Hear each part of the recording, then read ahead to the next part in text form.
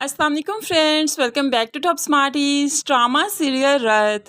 आखिरकार ईमान और सलार की दूरियां ख़त्म हो ही गई।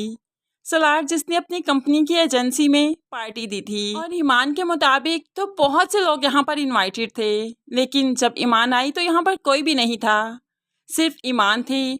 और ईमान की पीछे यादें चल रही थी, प्रोजेक्टर पे ईमान की पिक्चर्स लगी हुई थी। ईमान ये सब देखकर काफ़ी हैरान हुई, बाकी लोग कहाँ हैं?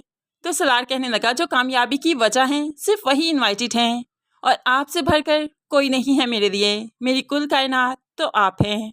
अब तो ईमान शर्माने लगी, यहाँ से जाने लगी। तो सलार आज ईमान का हाथ बहुत ही हक से पकड़ लेता है। आपको नहीं जाने दूंगा, अपनी ज़िंदगी में शामिल किया है, हमेशा अपने साथ रखूंगा। तो ईमान भी शर्माने लगी। पता नहीं किस नेकी का सिला हो तुम। कभी कभी सोचती हूँ कौन सी ऐसी नेकी की होगी कि तुम मिले मुझे। तो यहाँ पर आज सलार भी तुम कहकर ही मुहातिब करता है। बहुत मोहब्बत करता हूँ तुमसे। जैसे सांस लेना ना लेना इंसान के बस में नहीं, वैसे तुमसे मोहब्बत करना मेरे बस में नहीं, इख्तियार में नहीं।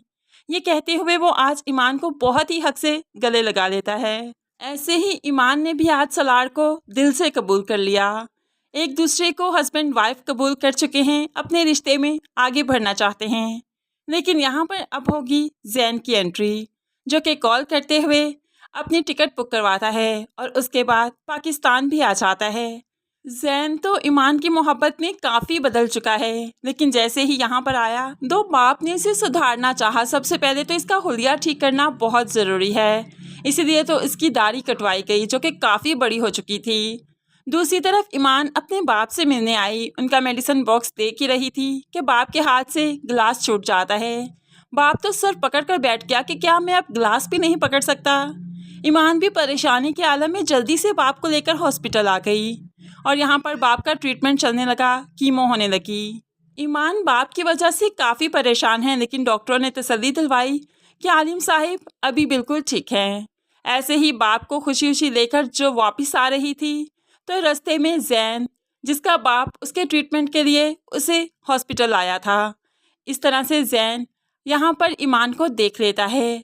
वो तो जो एकदम से मुस्कुरा रहा था, उसकी तो हंसी कहीं गुम हो गई कि ईमान इतना खुश है मेरे बगैर, मैं तो हंसना भूल गया और ये किस तरह से हंस रही है। अब तो जैन ने ठान ली कि ईमान की ज़िंदगी में तूफान लेकर आएगा, जैसे कि उसकी ज़िंदगी में आया ईमान के बगैर।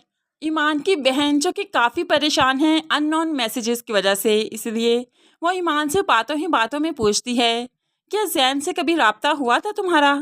तो ईमान बता देती है, हाँ, उसने कहा था कि मेरे वापस आने तक ज़िंदा रहना। तो देखो मैं ज़िंदा हूँ ना, उसकी जुदाई ने मुझे ज़िंदा रखा और ऐसे में मुझे सलार जैसा मजबूत सहारा भी तो मिल गया था। अब यहाँ पर बहन ईमान की वजह से काफ़ी परेशान है कि इसकी ज़िंदगी में कोई तूफ़ान ना आ जाए। दूसरी तरफ माँ और जामिन साहिब बहुत ही ज़्यादा भड़कते हैं कामरान पर कि तुम्हें क्या ज़रूरत थी ईमान पर आग लगाने की। तो अब कामरान अपनी गलती नहीं मानता। मैं इतना फारिग हूँ क्या कि ईमान और सलार को मारने में लगा रहूँ, जलाने में लगा रहूँ। इतना फजूल टाइम नहीं है मेरे पास। लेकिन माँ जानती है कि ये काम कामरान के अलावा कोई नहीं कर सकता, क्योंकि वो जानती है जैसी वो है वैसी उसकी औलाद। दूसरी तरफ सवेरा जो कि हुला का नोटिस भेजकर काफ़ी मुतमईन है, अपने बच्चों को समीर के साथ पिक करने चाहती है। तो यहाँ पर जमील दोनों को देख लेता है, काफ़ी ज़्यादा गुस्से में आ जाता है, लेकिन फ़िलहाल कुछ नहीं कर सकता।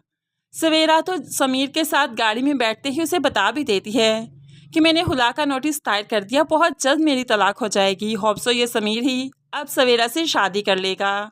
तो फ्रेंड्स आगे इस ड्रामे में काफ़ी ट्विस्ट हैं। जैन की एंट्री के बाद काफ़ी तूफान आने वाले हैं सलार और ईमान की ज़िंदगी में, जो कि ईमान को भी डगमगा कर रख देंगे। एकदम से वो जैन की तरफ मुतवज्जो होगी, लेकिन फिर जैन उसे ऐसा रुसवा करेगा कि सलार ही उसे थामेगा, उसकी इज्जत बचाएगा।